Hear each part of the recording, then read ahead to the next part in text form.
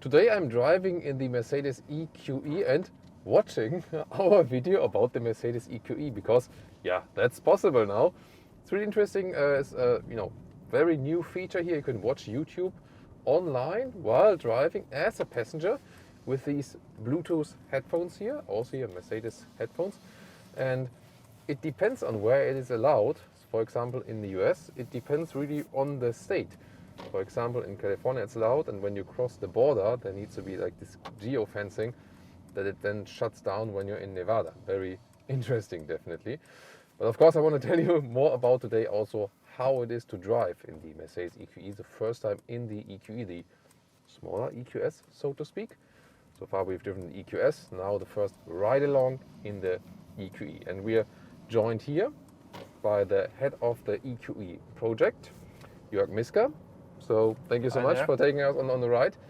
What was actually the goal? We know the EQS. Did you want to have the EQE like similar to the EQS?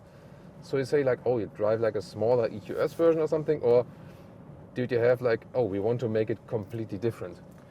Well, first of all, the EQ is a family. It's a family of cars, and it's going to be a full lineup of cars, limousines and SUVs.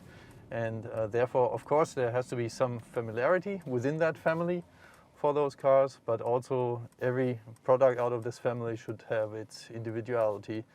And as said, the EQS is comparable to S-Class sedan, and the EQE is more the new business limousine. And it also has a lot of attributes that we kind of know from the CLS. So we like to compare it to the CLS as well as the E-Class itself. So it's more supposed to be an electric CLS than an electric E-Class? Well, I wouldn't go that far that we would really differentiate those too much, but it's the limousine that you would use as a self-driver rather than the ultimate luxury limousine. And therefore, we have positioned it more as a self-driving car, so for the driver, made for the driver, but also with lots of room in the second row as a business limousine. Yeah, here by the way, the screen turns off when the driver is looking like 5 seconds in that direction, also for safety reasons, also a very interesting feature. So everything is set that the driver is not distracted by the screen there. And yeah. But I mean, the driver has a lot of distraction here already, right? Exactly, but let's say entertainment is not allowed while driving, and I think that's a very good ruling in this case. So we have a setup with a camera that is observing where I'm looking at with my eyes. So it even differentiates whether I'm looking at your screen or into the rear view mirror, which I obviously should do. But there will, at some point also be some entertainment maybe in that screen when there's full self-driving.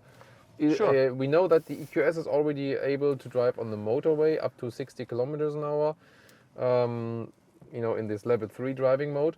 Will this also be possible with the EQE? No, sorry, this is a feature we will not have in the EQE, this capability for highly automated driving. This is something we have positioned in the luxury segment as our entry for this feature. So this, for now, is not available in the EQE. I was curious, you started basically like with this more CLS comparison. Why would you rather see this closer to the CLS than to the E-Class? It has a couple of features that we already introduced to the market with the CLS. For example, the doors. We have the doors without the frame for the windows, for example. That's this kind of 4-door coupe attribute that also the EQE has. And also the slope of the roof and a lot of, let's say, visual attributes that make it more comparable to a CLS rather than an E-Class as a let's say, the sedan, the classic sedan. Oh, okay. So we have normal steel springs as base here. Yes. And then optional air suspension. This vehicle here is equipped with that air suspension. Yes. So all these, let's say, hard facts technology-wise, like suspension, also the main chassis maybe, also the battery, is that all somewhat similar to the EQS? The drivetrain is very comparable because it's made out of this family approach. So the battery that we use in this car is the same one that we have in the EQS, in the 350. The electric motors, the ETUs, they are the same. So all the driveline configuration is very comparable between the two cars. The 91 kilowatt hours for that Yes. small Yes. battery here, and this is the EQS. Sorry, EQE the EQE 350 350. plus. That means rear-wheel drive. Yes, rear-wheel drive, Yeah. 250 kilowatts. And you can, when the traffic light jumps to green, you can maybe show us the Sure. acceleration. I think it's supposed to be like something 6 seconds Yes. to 100 kilometers or 62 miles an hour. We can only do 0 to 50 here, obviously. But Yeah. I mean, when it would be 0 to 50 miles, then it would be Yes. more fun, right? But this to 50 kilometers. But I mean, like this first sprint, like the first 50 kilometers, is like the most. Yes, most explosive interesting one anyway. as all electric The whole cars. tight. The big benefit of the electric motor is having full torque from starting with the 0 RPM. So, and that's always impressive. This one will also be available with all-wheel drive, with Yes. the probably also like EQE 450 or something. Will this one here with the rear-wheel drive only be more efficient? Yes, that's why we call it the 350 Plus. We kind of attributed the plus to the vehicle in the lineup that has the highest range. And Okay. I thought Plus stands for the all-wheel drive, maybe. No, But no. that's like like a star or something. Like, hey, Exactly. that's the range king. exactly. Interesting. Okay. Because I recently was driving the EQS 450 Plus. Oh, we leave some room. We go. Plop, that's it already. There we are. So you were asking about the body structure of the vehicles and whether they are comparable. Yeah. From a design standpoint, the layout, the architecture are very comparable. In terms of the material mix we are employing in those two cars, they differentiate, or we differentiated them because the EQS is built, we just passed here, factory 56. It's built together with the S-Class, the conventional S-Class, and we have a higher share of aluminum in that body structure. So Okay. that's a little different mix. The EQE is built in Bremen and in future also in China. And those are built together with the C-Class, which has a higher share of steel in the body structure. So in order to fit in those production setups, we had to kind of integrate more steel into the structure of the EQE. So in terms of weight, they are closer to each other than you would think by size. And is the steel, like more steel chassis here, does it have more flex? Is it less stiff? No. In terms of the, let's say, dynamic behavior of the cars, we design them to whatever material mix we employ. They all have to fulfill the same functionality, whether it's like, say, the torsional stiffness or safety purposes and all that. So that's independent of the material mix. You just have to choose a different approach to do it. So the wheelbase here is around 9 centimeters or like 3.5 inches shorter than in the EQS. Yes. And double than that is, the length difference, Yes. like 20 centimeters. Yes. I think And like that's 8 the- inches, 9 inches difference in the length. That's the visual appearance you also yeah, have. We have yeah. shorter overhangs on this car than on the EQS. That makes it look a little more compact. And I would say, I really feel that, I've just been driving the EQS actually, just drove it yesterday, and it is a notable feeling. So this one indeed, when you just compare the length, right, it more feels like an E-Class or CLS in length, and you also feel that shorter wheelbase. When you like maybe do some right and Yeah. left turning, then We can do some turns later Yeah. on, and obviously the rear steering. We also have the rear steering, 4.5 degrees or 10 degrees in this car. Together with a shorter wheelbase, shorter overhangs, the turning radius on this car is really phenomenal, and we can see that later. And as you said, you drove the EQS. The electric vehicles in general, due to the battery, low center of gravity, long wheelbases, they are almost stoic in going continuously straight. But the challenge is to also make them agile and make them turn nice and be maneuverable. And that's what we achieve with the rear axle steering. We had the 21-inch wheels here on this Yes. one here as well, and so I have the same setup in the EQS at the moment, 21-inch and air suspension. This one also equipped with the optional air suspension. And comfort-wise, did you have like a little stiffer setup here with the EQE, or is it more or less the same setup with the EQS? The setup is very comparable. As I said, the weight doesn't differ too much. Yeah. The wheel diameters are not too far apart from each other. So the setup is, I would say, really comparable. And Yeah, you I can, would especially also with say the so, yeah. with the spring setup, you can adjust it to your taste. I mean, with the 21-inch wheels, of course, when we go over some potholes or something, you do feel it. If you want more Yes. comfort, stay with smaller wheels. We have 19-inch wheels as an entry position. So once you start with those, you have a little more air and rubber. But overall, I would say it's very good driving comfort, and also noise insulation wise, I feel it's really silent. Yes. So I wouldn't say like, oh, this is only the EQE and then it's louder than the EQS. So I mean, there is this raw chassis foam applied to the EQS, but they do with the S-Class. That's probably a planned thing. We I do guess- have that here as well. Do they yes, do that in Bremen yes, as well? Oh, interesting. Yes. And again, due to the different body structure, it's a different application, but that's also something we employ here. Yeah, but I mean that's really good. So they don't have like so much compromise, and yeah, of course this will here start at a way lower price than the EQS, like the E-Class Exactly. to the S-Class. You Yeah. know, that makes it I was a little bit disappointed that it didn't have like the fastback opening, that there was like this closed trunk, so to speak, Mhm. because that would have been also that you also like with the EQS have some kind of a mixed estate practicability Yeah. or something. But was it something that you say, yeah, that was needed, that we have more headroom in the rear? Exactly. That Okay. was the reasoning behind that. And Okay. same as with the CLS. If you want to go for, let's say, a highly aerodynamic and also coupe-like silhouette of the car, you have to slope the roof down somewhat. And if you still want to have ample headroom in the rear seats, you somehow have to protect that area where you would then have the hinges for your larger rear door. So that's why we chose here to go for a conventional setup, and therefore have maximized the headroom, and also for the accessibility of the trunk, it's beneficial to do it conventionally.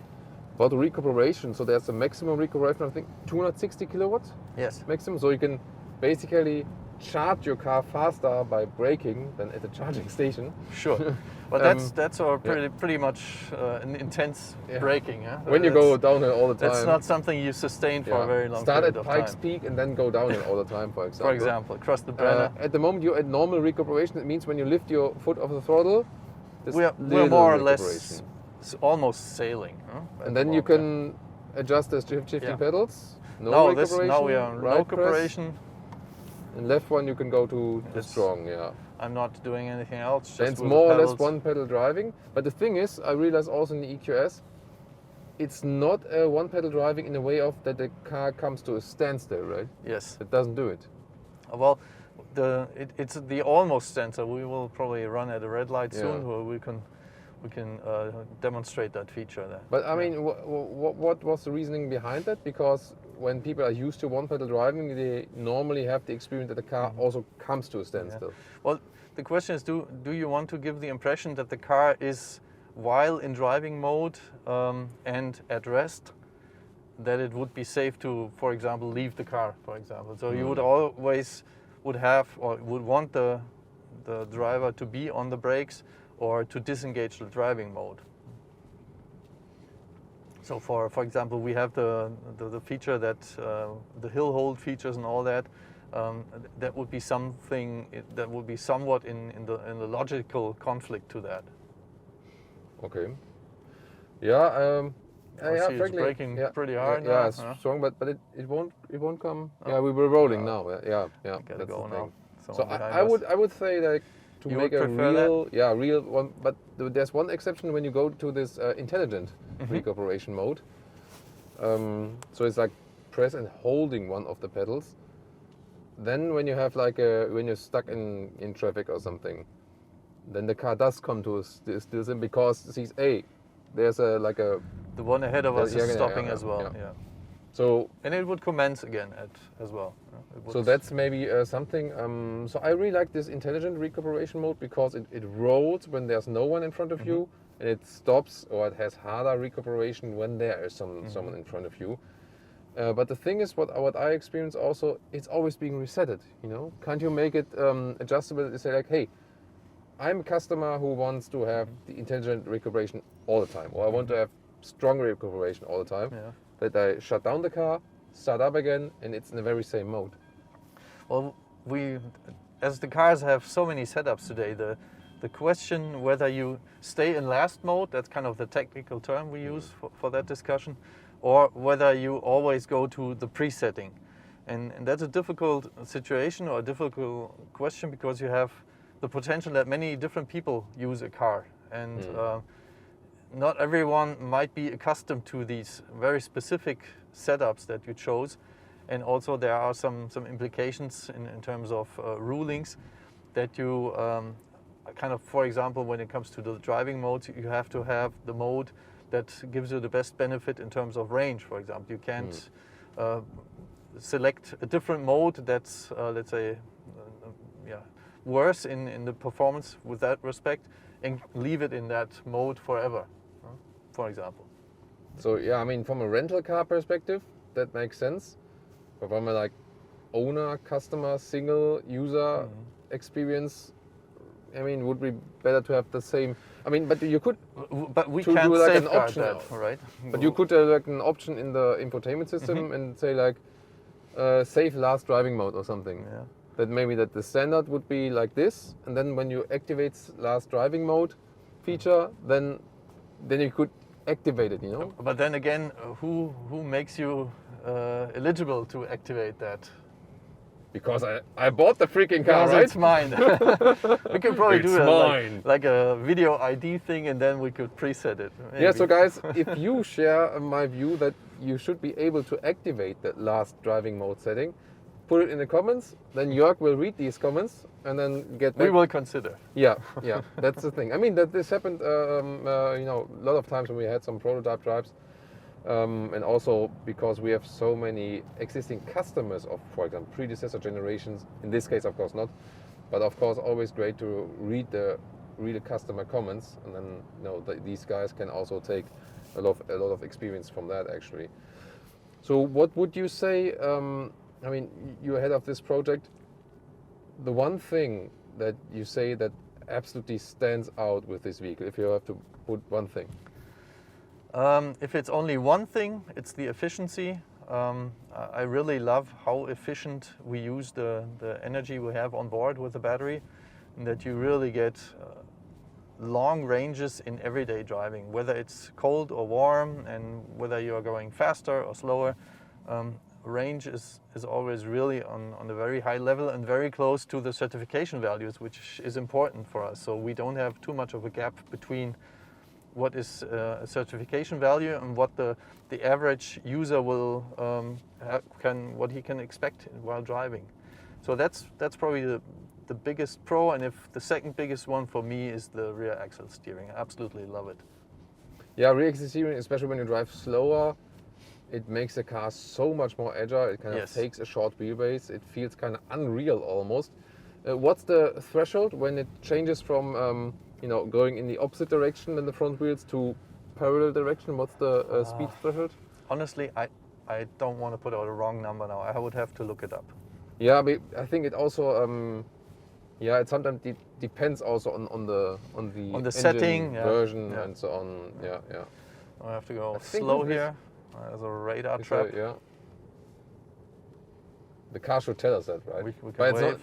it's not allowed in Germany to have these information. Nope. But you're allowed to know where it is if you drive by twice a day. Yeah, it's really nice acceleration, but smooth at the same time. Yeah. I do prefer the rear-wheel drive versions, by the way, because when you get out of the corner, you just come around with the rear. Yeah, it's pretty. It's just beautiful. Yeah, and we can test the different sound experiences, by the way. So settings, then we have here vehicle, sound experience on. There we go. So, and then yeah, we start by roaring pulse. It's more like a low frequency sound, where you can see about that. You heard that? Like more like.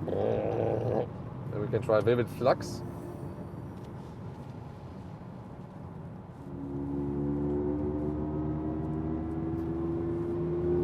It's more like, Star Trek Engage, like, and then we have silver waves, which have more high frequency.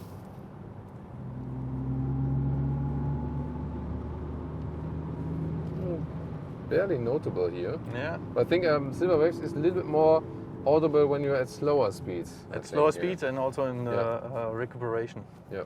But for example, here I think it's good that you can use it and you have a choice. Exactly. But you can also deactivate it when you say like, that's just, I want to show off to my friends once, but then that's it, and then I want to have it deactivated or something. So this is actually a good choice. You're not end up with a setting you don't want, And I think that's really important because, for example, many people are somewhat annoyed by noises, and the big benefit of an electric car is the quietness and how smooth everything is. So to give the option to just keep it that way and leave it like that we think it's important. Yeah, or the ambient line, we have this energy shine setting where now it's a little bit bright outside because, but we see here it changes then depending on if Jörg is pressing the go pedal, we sometimes call it now. We had the discussion, do we still call it accelerator or throttle? Is that because it's not a throttle like technically, So we just name it pedal or go pedal or accelerator pedal would also work, right? Yeah. Or how do you call it internally? Or do you say internally, stay like, we are Germans, we are engine builders, we call it throttle, that's it? We still call it the accelerator pedal because that's kind of the function it employs. That's what it technically is. Yeah. There is no throttle cable linkage anymore. I mean, you are using so many marketing words for so many different functions, and 4matic plus whatever. You could also say like, this is our EQ power pedal or something, right? Maybe this is to come very soon. Maybe we can put it in the comments if someone has a good idea how to name the thing. When in the future every manufacturer will call their pedal in a different way, then also with the ambient lighting, of course, you do not have to use that. This, I always call it circus mode. It's interesting and also good for showing off to your friends, but probably when you drive every day, then the mono color will maybe do, just a little bit less distraction for that. Well, do you like that one, or do you rather want? Well, I rather have it kind of bluer tones and single tone. I have 3 daughters. They like it more colorful. Let's put it that way. Well, here's a nice roundabout where we can experience the rear axle steering, and it just feels amazing. And we could do much tighter turns even. Well, if you have the 10 degrees rear axle steering, do you know by heart how much it reduces the turning circle? Almost 2 meters. 2 meters reduction. So it's from 12.7 meters without rear axle steering.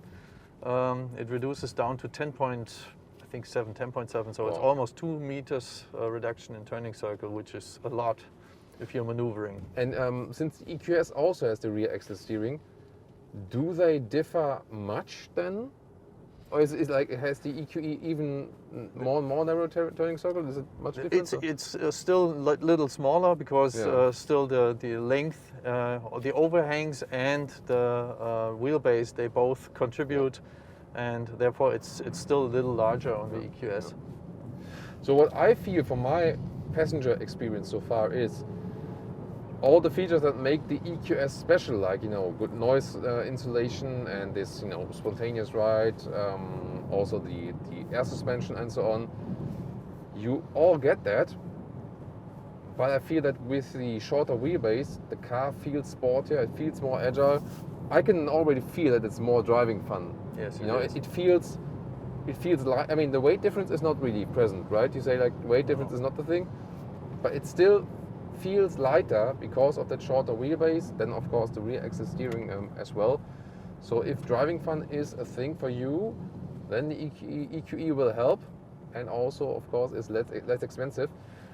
The seats, of course, when you have this optional very plush setting in the EQS, they are softer in a way, but I feel that they do not offer so much more comfort, because I feel that you're almost getting blown out of the seat, because it's so uber plush. So I feel I like to be a little bit more connected to the seat, in a way. Next video is the EQS now in the autoplay. That's of course recommended. So when you guys drive in the EQE in the future, then you have Autogefuehl channel running all the time. That's of course good. Yeah, this is a good way to compare then, you know. So we can watch the EQS video while driving the EQE and then have a comparison of that. So I guess if money doesn't play a role, and you could buy a vehicle for yourself, would you pick the EQS or the EQE? Well, for me, as I like the more compact behavior, I think it would be the EQE. I also like the conventional, the conventional trunk. In terms of driver comfort, nothing beats the S-Class ambience that you have in the EQS. But again, also with conventional cars, I would consider myself more an E-Class guy than S-Class guy. Yeah, and yeah, I mean, especially we car enthusiasts who really like to drive ourselves. Yeah, acceleration out of the corner, this is really interesting. Maybe in sport mode, maybe. We can go sport mode, then you have even more boost. Yeah. There we go. Yeah, sport mode. Do we have more power now? No, let's see. Woo! Nice. Yeah, a little bit, you know, moving rear. Very cool. Sport mode. It doesn't prohibit having fun. Yeah. But when you accelerate in combat mode or accelerate in sport mode, do we have more power? We have a different, let's say, torque to RPM graph that we follow when ramping up the E motor. So there's a little difference there. But the max power is the same. Ah, okay. So, but we want to give a different feel. So we change the way how we get from minimum power to maximum power.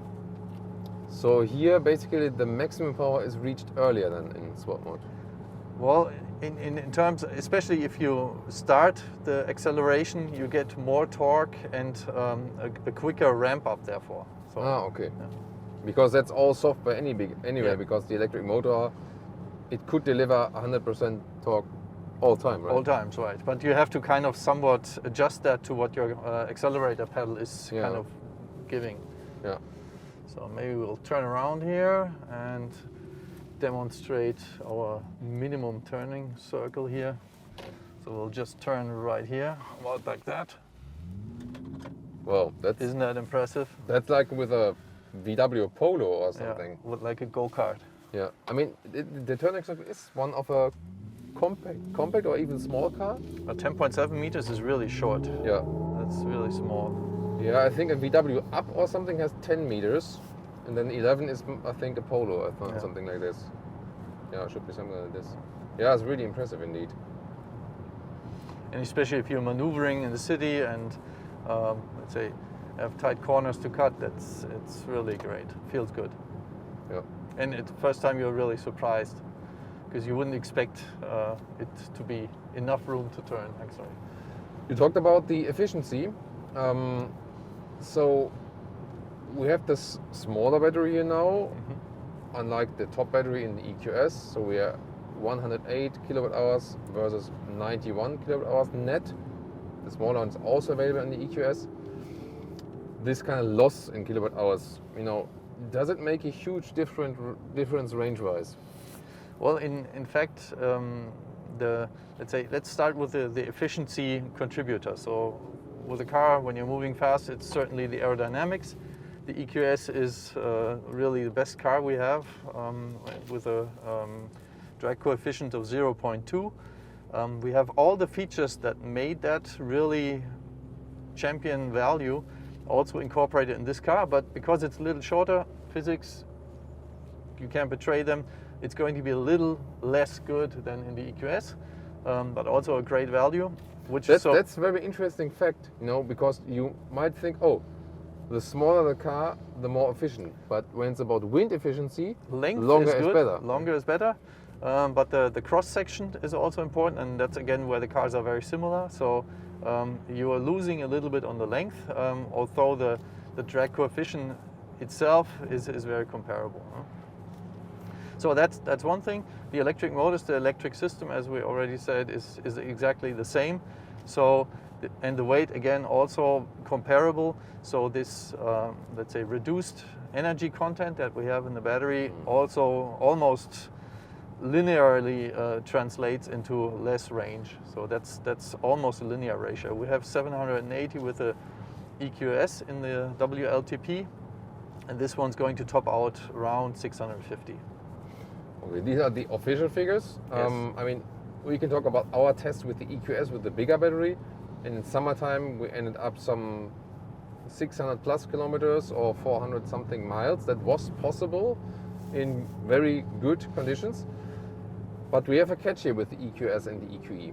It does not have a heat pump. That's true. And I really wonder about that because I did a winter test now in the EQS and the range was almost cut in half. And I did not really know. It was driving rather slowly and I had hit more like 220 miles or 350 kilometers. So consumption of about 33 kilowatt hours on 100 kilometers. So what are you going to do about this? Well, I have a little different experience, especially with the EQS. I drove shortly before Christmas, and I drove more than 500 kilometers. And I had my daughters were trying and employing every mode that the car had, and seat heaters everywhere. And so I would say we used quite some energy, not for driving. But again, the range was, I wasn't even watching YouTube. 3 to 5 degrees, so maybe a little warmer than what you used or experienced. And I was not disappointed. And we had a consumption on one way of 22 kilowatt hours per 100 kilometers. And I was floating in traffic, let's say 120 on highways, autobahns. And on the way back, I drove faster, more 160. And then the consumption went up to 26, or roughly 26 kilowatt hours. So you're not using the heat pump because you say we don't need it? At the moment, we don't need it. Yeah. And we are looking into options to improve, of course, because as I said, efficiency is king, especially for electric vehicles. So we are not going to stop development. That's for sure. I mean, from my experience, I would strongly recommend a heat pump. Could you implement this like space-wise? Is there some spot left in the car where you could say like, yeah, we might be able to do that? Everything's possible. Everything's possible, he says. Okay, so EQE or EQS facelift? I'm pretty sure there will be a heat pump. I'm pretty sure about this. Not only. we are working on cars, and I think with the EQXX, that was a good indicator in where the technology is going and what the direction is going to be. And when it comes to drivetrain efficiency, that's it. Is there anything I can do right now to increase winter range? I've read one of our viewers, EQS customer. He says he puts it in the AC setting Eco Plus, and then he could save like massive amounts of range in wintertime with the cost of being a little bit cold for the first 15 minutes. And that's a big contribution. And especially if you are driving in conditions where you are not using a lot of power for driving, the higher the share of the energy you use for heating. So that's here, like this eco setting here. That's the actually Comfort, a big difference. Eco. Like, what's the exact difference between Comfort Eco and Eco Plus? Is it more just like cold and colder? It reduces temperature, lower speeds, so maybe it cuts down earlier. Let's say differentiates in the distribution of the air. So multiple measures, because heating, as with your house in winter, heating is the main driver for energy consumption. I mean, I rather said, okay, it's a very interesting approach, but when I buy the electric S-Class and including options for 180,000 euros, I don't want to wear my jacket in the car for the first 20-15 minutes. That's what I was thinking, although efficiency is always good. But I mean, that's our opinion as well, and that's why we don't enforce that on the customers and drivers. But it's a choice. You can choose to lower, let's say, the thermal comfort if you want to increase range. You can choose to do that. So when I set it here to Eco Plus now, how much longer would it take for the car to warm up actually? Well, there are many factors that go in there, but just like approximately. I'd say 10 minutes maybe. 10 minutes. It's really guess. I don't have a number in terms of under which testing conditions we Yeah. have how many minutes Yeah. less, but we measure the temperature for your feet and for your headroom because that's different as well, and how do you distribute between front and rear. So there are many factors that contribute to that. Yeah.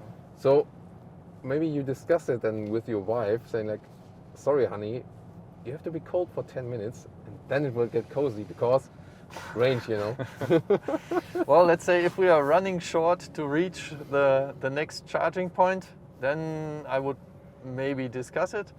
Otherwise, I'd rather charge. I'd charge. Because we can charge so fast now. You have 170 kilowatts charging power.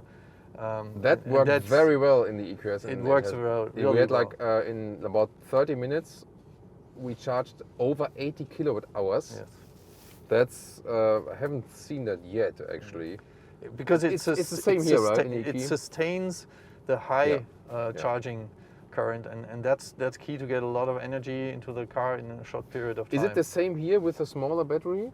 It's a little less Little, yeah. because the energy needs to be distributed over the different cells of the battery. But the max peak is less. It's so, 100. It is 170 kilowatts, the peak. Okay, but I mean. But then it will then probably won't- go more than towards 150 or something Yeah. like that. Yeah. So it won't make the biggest difference in charging then probably No. because, I mean, we were starting at I think 188, and then it dropped down to slowly 170, 160 Something like that slowly. you will That- see here, but with an offset of, I don't know, 10 or 20 kilowatts. Yeah, yeah. So, but in reality, that's still a lot of energy in a short period of time. Yeah. And if you plug in your car and you just walk off to get a coffee and you're coming back, you're probably most likely already done. Last comment here to the seating comfort. Actually, these are it's an AMG line. We see also here the red contrast stitches. So these here are the sportier seats we're on here right now, right? To look at headrest, yes. Yeah. So like the base seat will be, you know, with a separate head restraint then, and Yes. a little bit softer as for the cushion as well. Yes. Okay, yeah. So this one here, I mean, it's already quite soft, but if you want it a little bit softer then you would rather not go for the AMG line and stay with a base, you know, softer seat. Learned a lot about the EQE in driving now. We also have already the complete episode where we have it in the studio with all the exterior and interior details. And of course, if you want to compare the Mercedes EQS, a lot of the comparisons we've been talking about, if you want to see where that came from, check out this episode, and thank you so much for the ride. Thank you.